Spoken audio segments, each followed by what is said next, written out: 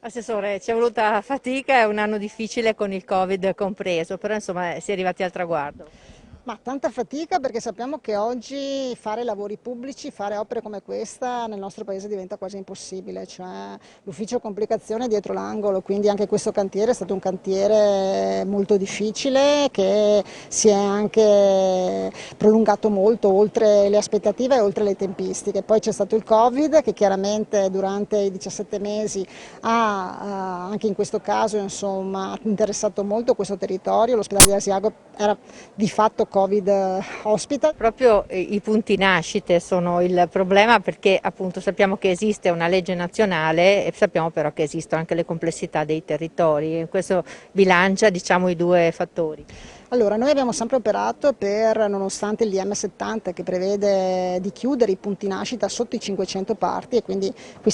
tocchiamo neanche i 100 parti, quindi siamo molto sotto ai 500 parti come in altre zone, Pieve di Cadore piuttosto che Trecenta, piuttosto che Pieve di Sacco e altri ospedali di questo tipo, però abbiamo sempre cercato di mantenere questi punti nascita, quindi chiedendo di volta in volta le deroghe e giustificandole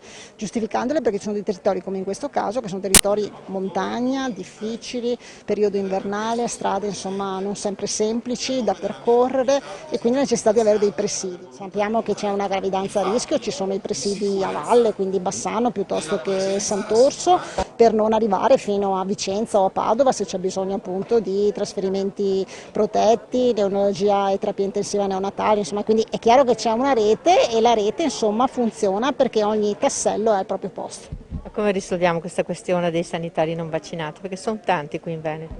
Ma la risolviamo sicuramente, le USL con le commissioni interne stanno facendo l'ultima chiamata. Abbiamo questa ultima chiamata, se la chiamata non viene risposta in maniera affermativa o non c'è una giustificazione per non vaccinarsi, è chiaro che c'è una legge, articolo 44, e va rispettato. C'è il problema in alcuni casi del servizio, nel senso medici e persone insomma, che oggi coprono ruoli importanti, però cercheremo, insomma, le USL, i direttori generali si stanno cercando di attrezzare, di capire come risolvere anche questo problema.